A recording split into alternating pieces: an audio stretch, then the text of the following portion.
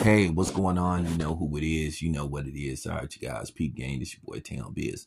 All right, man. So check this out. Shout out to Ticket TV, man, for basically talking about the situation with, Shannon Sharp and DJ Vlad.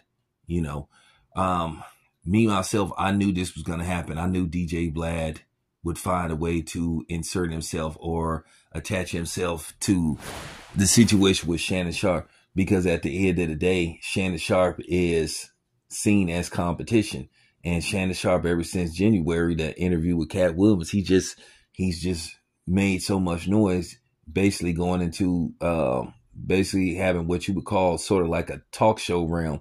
Because what's the face, he does interviews. He really don't have like a platform where you just come there, sit down. He does interviews, and then basically he pieces them up where Shannon Sharp gives you like an environment where you get to chill on the couch. He provides some alcoholic beverages for you and all that kind of stuff. So, or alcohol itself. So he makes the environment like smooth.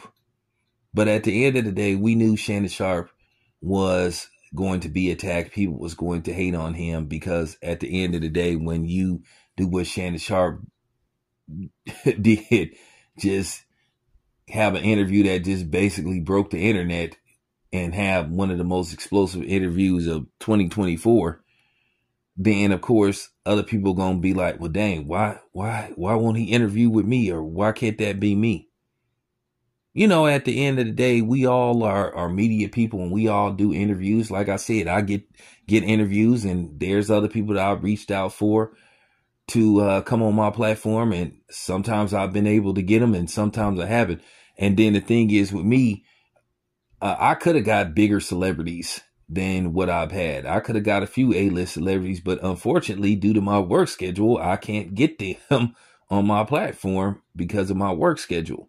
It's kind of hard to do an interview on a Tuesday at 11 o'clock when you at work and all that kind of stuff. And then, a lot of times you think the weekend would be better, but they have commitments on the weekend. And just like me, they want to rest on the weekend and all that kind of stuff. So I understand. But, yeah, the journey continues. I get them when I get them. I don't hold no ill will towards them. I don't have a grudge. And, it is understandable. Now, unless they come at me sideways and say some crazy shit to me, then that's a different story.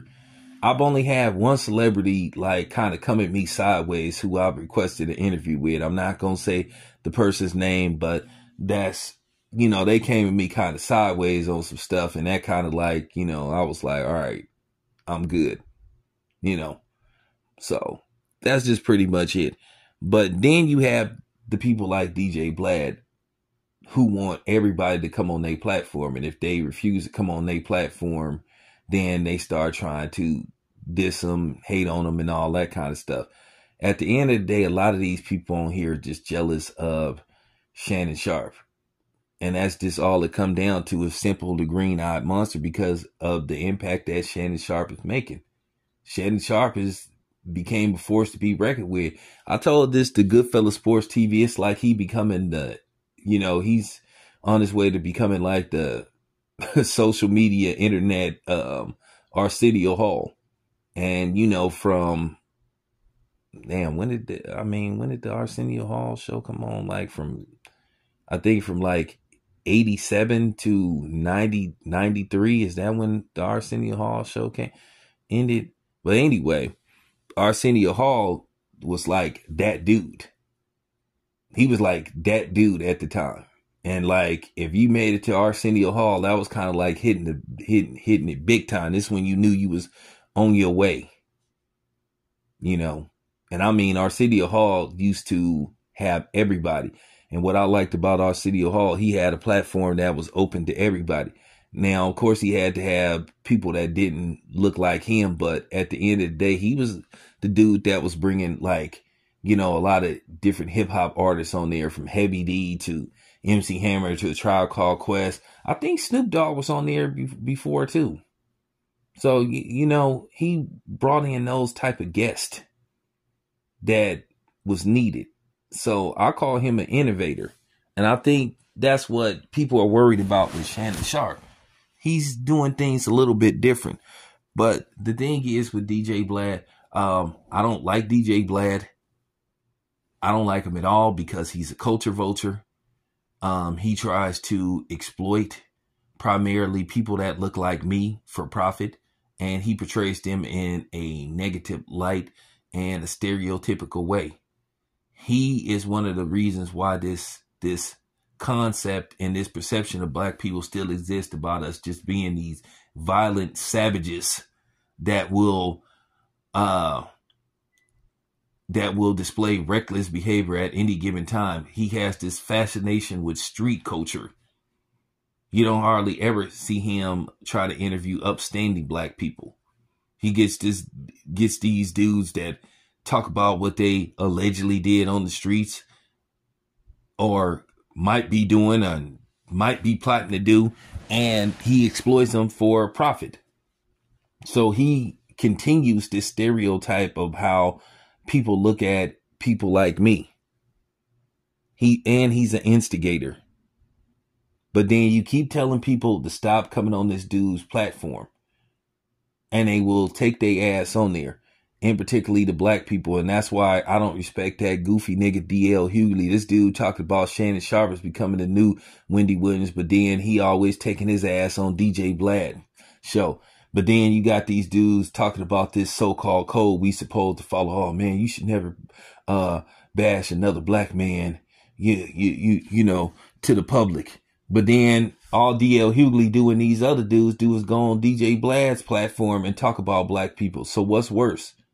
Black people having a conversation amongst each other about how we could possibly fix situations or what's going on with other black people, or you going on a platform with a pale face, you know, devil like DJ Vlad. So what's worse? I would say talking to a dude like DJ Vlad. DJ Vlad is is basically nothing but a culture vulture. And he the worst kind of culture vulture. You didn't have people that used to work for him say that he has this infatuation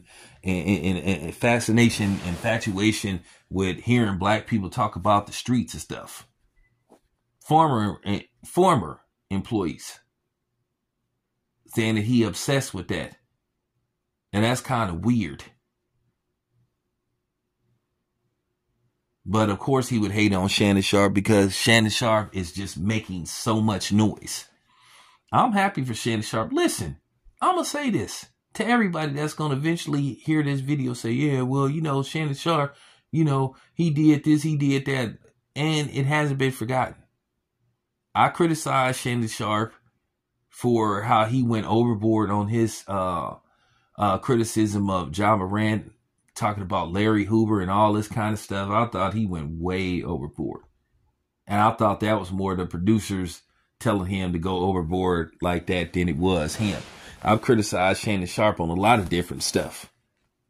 So the same way I hold him accountable for doing something that's deemed wrong, I'm going to give him his props if he's doing something right. At the end of the day, as black people, we can't always just dismiss somebody because they say or do something that we may not agree with. I don't get down like that. And I've had to learn to tolerate that. Because I think too many times we have these high expectations of people that don't look like us, that's prominent in Hollywood or some type of form of entertainment. And I told you guys, they answer to people just like most of us. If we don't own our own business, we have to answer to people. So you have to understand that. I've said this so many times, you only could be so pro-black.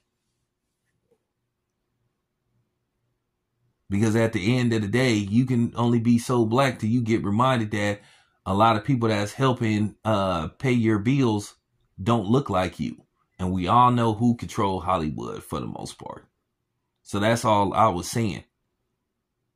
I'm not going to always agree with anything Shannon Sharpe says or does. But if I feel like they heart is in the right place, then, you know, cool.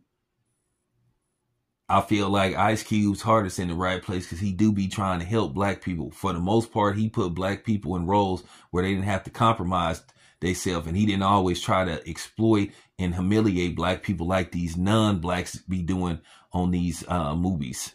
So we got to have the same energy. Like I said before, I'm not going to always get mad and dismiss somebody and cancel them because they say or do one thing that I don't like. Now, if they're on a consistent basis like Stephen A. Smiths of the world and the Jason Whitlocks and guys like that, and D.L. Hewley been on that side a lot the past few years on that coon side. So that's different.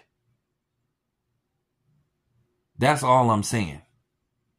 Yeah, I don't like some of the things Shannon Sharpe has said and how he moved over the past, few years. But I do like what he's doing now. And that's where I'm giving him props. And still, at the end of the day, he a black man. And when I see people like DJ Vlad coming for him and hating on him, hell yeah, I'm right with Shannon Sharpe. Especially when it comes to DJ Vlad, a dude who consistently and unequivocally denied, I don't try to exploit people. I don't try to get people to incriminate themselves. But then you can Google his name and Google his videos and how people have caught cases talking to DJ Vlad. Now all of a sudden he trying to take credit for solving the Tupac case. But he says he don't do stuff like that. Okay. So there you have it.